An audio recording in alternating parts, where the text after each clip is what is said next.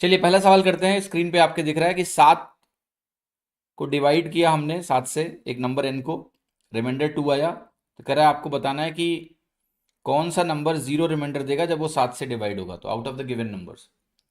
तो सिंपल सी कहानी क्या होती है कि अगर आपका रिमाइंडर 2 आ रहा है तो जो n की वैल्यू हो जाती है ना बेटा, n इज इक्वल टू, ध्यान से देखिएगा, n की जो वैल्यू होगी वो होगी 7k+2 टाइप का नंबर है।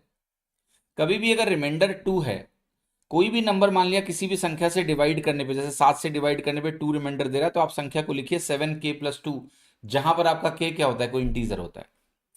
अब अगर इसी संख्या को मुझे ये चाहिए कि रिमाइंडर 0 चाहिए, 0 रिमाइंडर का मतलब होता है संख्या डिवाइड हो जाएगी। संख्या डिवाइड हो जाएगी अगर 7 से, तो आप इसको 5 और दे दो, क्योंकि अगर आपने इसको 5 और दे दिया तो ये 7k+7 बन जाएगा। अब ये 7 से डिवाइड हो जाएगा, यस और नो? तो अगर ये 7 से डिवाइड हो जाएगा तो आपकी जो वैल्यू है वो n+5 है। ऑल राइट, सो आपका आंसर हो गया n+5। यस और नो? सभी को क्लियर है? इवन आप इस सवाल को जल्दी से हल करने के लिए आप सीधे n की वैल्यू को 2 भी मान सकते हैं, क्योंकि जब आप 2 को 7 से डिवाइड करेंगे तो नेचुरली आपका रिमाइंडर 2 है। तो अगर मैंने n को 2 मान लिया तो मेरे आंसर क्या क्या हो गए, -3, 7, 4, 3। अब आपको बताना है कौन सा आंसर यहां पर 7 से डिवाइड हो रहा है, वो है सिर्फ और सिर्फ बी।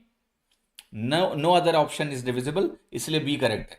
तो आप n को डायरेक्टली 2 मानकर भी इस सवाल को सॉल्व कर सकते हैं। ठीक है?